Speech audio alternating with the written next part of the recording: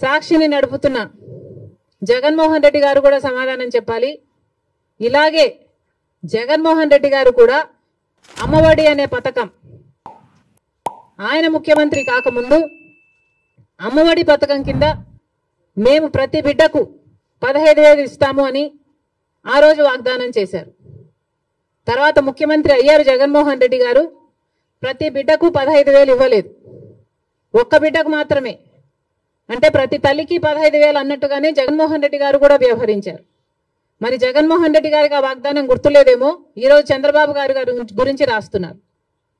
జగన్మోహన్ రెడ్డి గారు కూడా ఇదే వాగ్దానాన్ని ఇచ్చి మాట తప్పడం జరిగింది.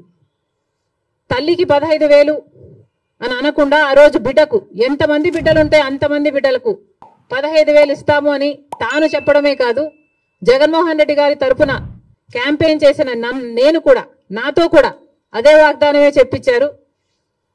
ఆ రోజుల్లో నేను కూడా జగన్మోహన్ రెడ్డి గారు ఈ పథకాన్ని అమలు చేస్తారు అని నమ్మి బాయ్ బాయ్ బాబు క్యాంపెయిన్లో నేను కూడా ప్రచారం చేయడం జరిగింది. ఇప్పుడు శర్మిల గారు ఎక్కడున్నారు? ఏ పార్టీలో ఉన్నారు? సొంత పార్టీయా? కాంగ్రెస్ పార్టీ. కాంగ్రెస్ పార్టీ తెలుగుదేశానికి వ్యతిరేకమా అనుకూలమా? వ్యతిరేకమే కదా. అంటే కాంగ్రెస్ పార్టీ అనే పార్టీ వైఎస్ఆర్ కాంగ్రెస్ పార్టీకి, తెలుగుదేశం పార్టీకి, జనసేన పార్టీకి, భారతీయ జనతా పార్టీకి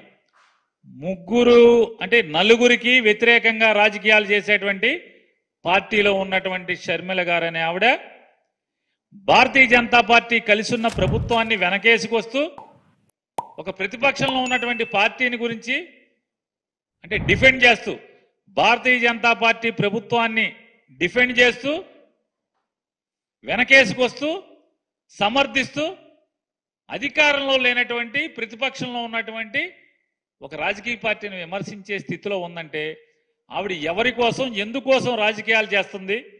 భారతీయ జనతా పార్టీ అలాగే తెలుగుదేశం పార్టీ ఈ ఇద్దరి కోసమే రాజకీయాలు చేస్తుంది, వాళ్ళిద్దరిని సమర్థించడం కోసమే అనేది. ఎందుకంటే వైఎస్ఆర్ కాంగ్రెస్ పార్టీ మీరు మోసం చేశారా అని మేము మాట్లాడితే మాకు సమాధానం చెప్పాల్సింది ఎవరు?